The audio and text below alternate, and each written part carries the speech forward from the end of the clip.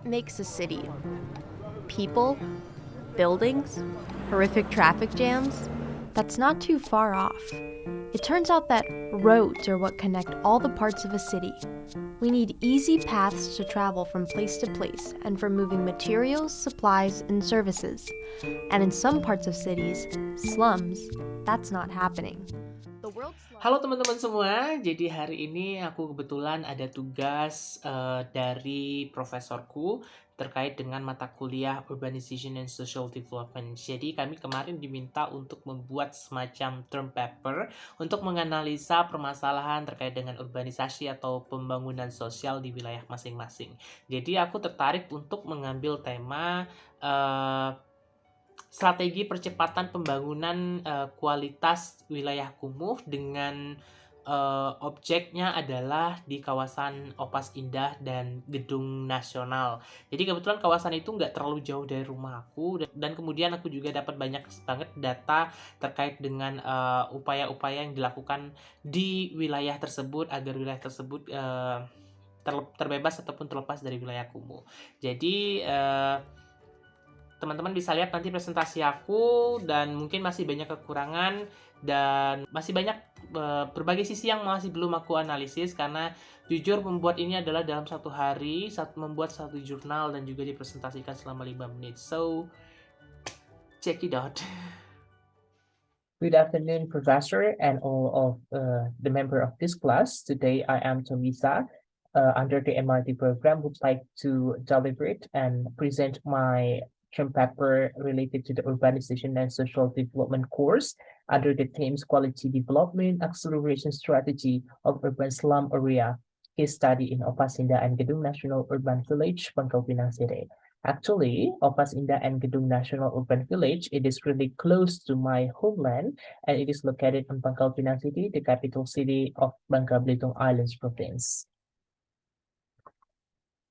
My research today, it will be spread into the 5 parts. The first part is introduction. The second part is literature review. The third part is research methodology.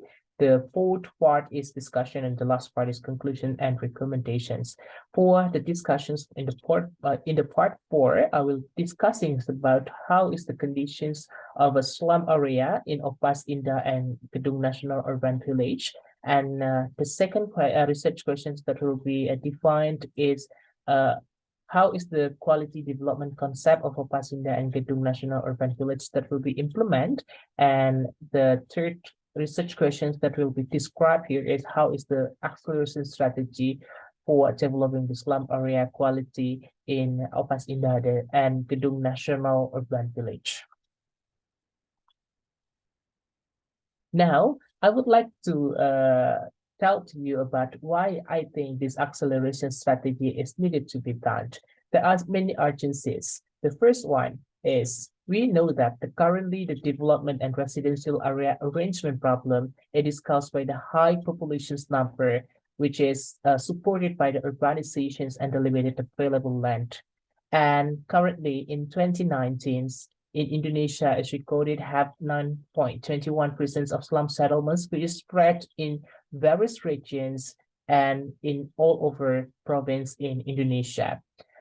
There are many complicated problems that happens in the slum area that often occur. For the example, poverty, living in unaffordable house, low levels of hygiene, low health quality, high crime, lack of social norms, and low income levels. This is a very horrible problems that happens in the slum area. Actually, our country development goals would like to provide 100% access to proper sanitations, create 0% of slum areas, and giving 100% universal access to drinking water.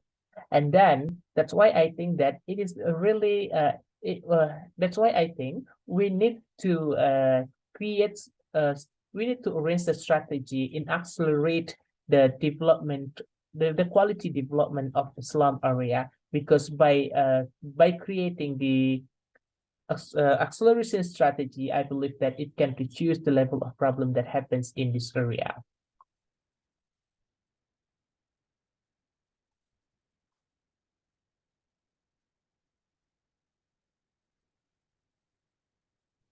Now this is the profile of Pangkalpinang city. Pangkalpinang is the capital city of Bangka Belitung Islands province that consists of 42 urban villages, where 14 of 42 urban villages with a total of 196.2 hectares are categorized as slum areas. For the literature review, I will describe to you three parts. And the first is I will give you some literature review about the infrastructure development concept. The second one is about the urban slum area, and the last one is the quality development of slum areas policies in Indonesia. Siagian in 2005, give a definitions of infrastructure development concept as an effort of series of growth and change efforts carried out in a planned manner to build infrastructure or everything that is the main support of the implementations of the development process. And then, based on Indonesian law number 1 of 2011 about housing and settlements areas, urban slum area defined as unlivable settlements because of the irregularity of the building, the high density of building, and the quality of the buildings, facilities, and infrastructure that doesn't meet the requirements.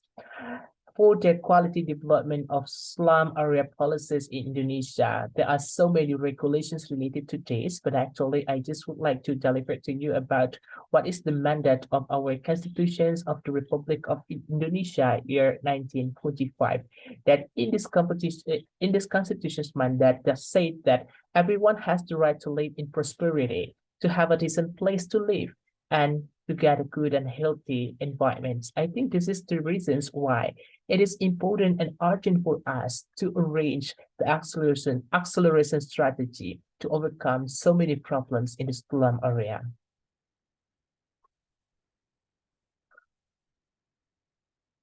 For the research methodology, my study using the qualitative research approach by using descriptive analysis and using some data that obtained from the literature studies. The data collection technique that used in the study is a literature study where I collect so many data related to the government strategy and in dealing with the slum settlements in various regions in Indonesia. And also I'm doing some of the observations, peer discussions, and also doing such evaluations from many references. Now, I would like to tell to you about how is the slum area conditions in the Pas Indah and Gedung Nasional Urban Village. For these two areas, for Pas Indah, the area of Pas Indah is about 17.7 hectares and Gedung Nasional about 6.6 hectares, where the number of the residents in the slum area is 25 units per hectare in Pas Indah and 26 units per hectare in Gedung Nasional. And the slum area characteristics of the typology of this area is lowlands and waterfront.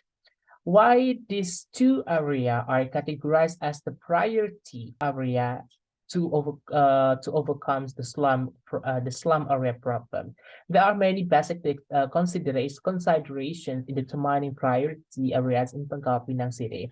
For the example, is physical identifications of slum conditions. They identify other considerations and also about the land legality. Now, I would like to show to you how about the slum area map distributions in Pangkalpinang. Actually, there are 14 urban villages that become the slum, that categorized as a slum area in Pangkalpinang city. That is where two of them are Pas Indah and Gedung Nasional. Why these two areas become the focus of my study today? Because that government of Pangkalpinang has determined that these two area is the priority area to develop the quality of the slum area and implements the government's program. Actually, if you see from this map, these two location is very near. This is the sideline of Pas Indah and Gedung Nasional area arrangements that will be implemented in this project. The dark blue one is the inspection roads constructions, and light blue one is the riverside arrangement. Actually, there are many aspects of considerations considerations to develop the quality in this area. Aspects that must be considered as aspects of space designations, space suitability, dominant activities, sociocultural conditions, and land equality. The handling of slum area in Pangkalpinang city is carried out by paying attention to the physical characteristics of the area, intended to improve the quality as well as to realize the construction of housing land, the housing and healthy environment in settlements. The treatment that will be carried out is using clustering concept, where in this concept we put our attentions into the clustering variables, where our have one source of problem, have one similar have similarity of problems, one typology of handling, and proximity to the locations. Every depends on many problem that happens that I will be described it that will be described on the next slide. There are many arrangements for the implementations that will be conducted in this area. The first one is the construction of inspections road, where inspection road is a road that used as operation media to maintenance the river. And the second one is the construction of public green space. And the third one is construction of water. There are many positive impacts if we implement this project and if we doing these arrangement implementations. The first one is the slum area, it will be reduced. The second one, the problem of environmental road conditions are resolved. And the third one is the problem of what of waste management and fire protections are resolved.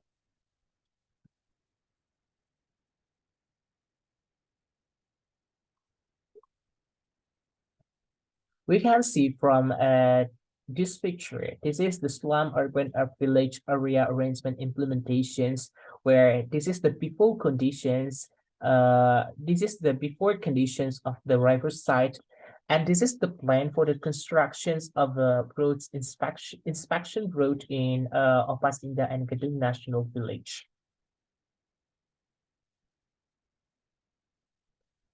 This is the constructions of a public green space, where we could see from this picture that before it is a free land, and then to create a wider public green space in this area, we will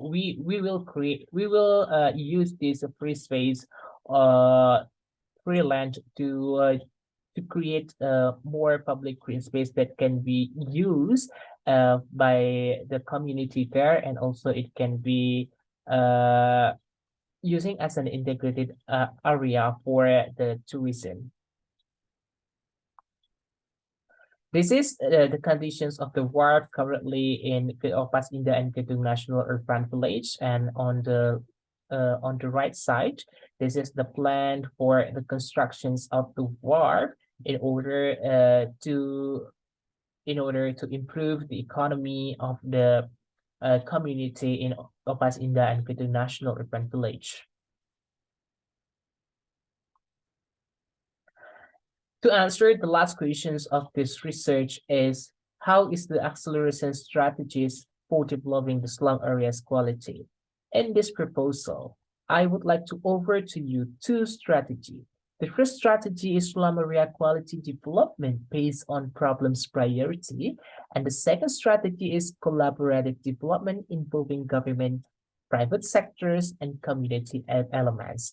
And to make this acceleration strategy becoming success, we need to combine both of these strategy. Let me tell to you one by one.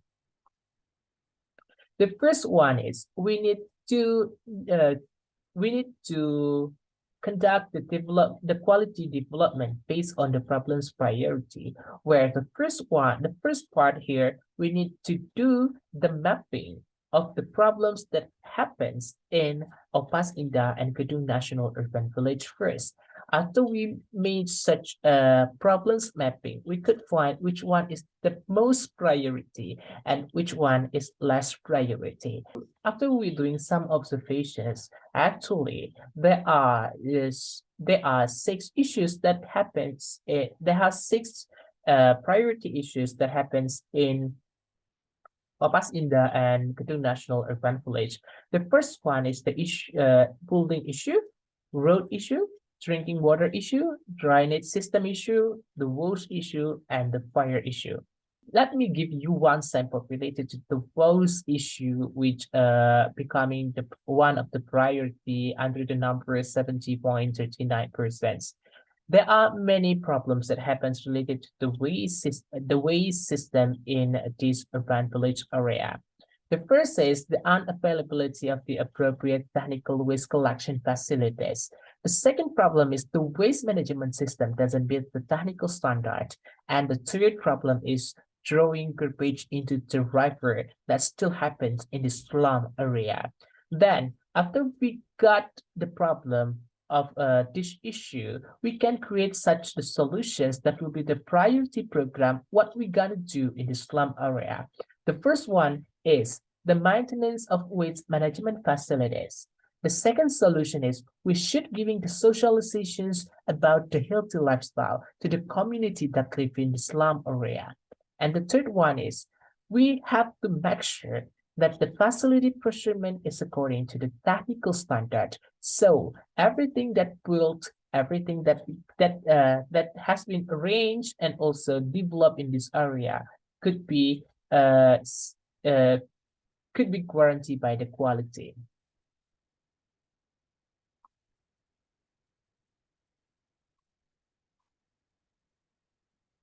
The second strategy, in order to develop the quality and also doing the accelerations through this project proposal is, we need to create and conduct the collaborative development involving governments, private sectors, and community elements. We believe that the collaborations between the government, the private sector, and the community elements will accelerate the quality development process. There are three parties which involved in this proposal. The first one is the government, where the government has the authorities in the plannings and also the budgetings using the national and the regional budget. And the second one is the second who should participating in this project is the private sector, because they have the corporate social responsibility that can be used to implement in this slum area. And the third one is the most important part is community elements. Why? Because the community empowerment is really needed. Besides, we overcome the environmental problem, waste problem, building problems, and the other. We need to empower them so we can create a better economy and we can give them such an income from these projects. So they could be solved in their economy, they could be solved in their other problem, in their other issues. So they can live in the prosperity, they can have a decent life, a decent place to live. The government contributes in planning and budgeting, like what I said before, because of they has an authority in the national and regional budgets, and also the government, the private sector could give their contributions by create or by doing by constructed by giving the contributions to the constructions using their corporate social responsibility, and also the most important one is the community. Like we can see from this map, where this is the collaborations plan of slum area arrangements in Opasinda and Kedung National Urban Village. There are many activity planned. For example, we would like to create two build such inspection road plan, green area, building facade coloring, environmental arrangement, public green open space, and the action trial. And then we can doing some collaboration here. For the example, for the inspection roads, environmental arrangements, and also for the warp and also the trash catcher net, it can be provided by the government, and for the food court, it can be provided by the private sector via their corporate social responsibility, and the community can give their contributions construct by build the green space area. So it is what I say as a collaborative development, which involve many sectors, such government, private sector, and the community elements. We believe that if these three elements or these three sectors can collaborate in order uh, develop the slum area, it can be accelerate, it can be solved as soon as possible.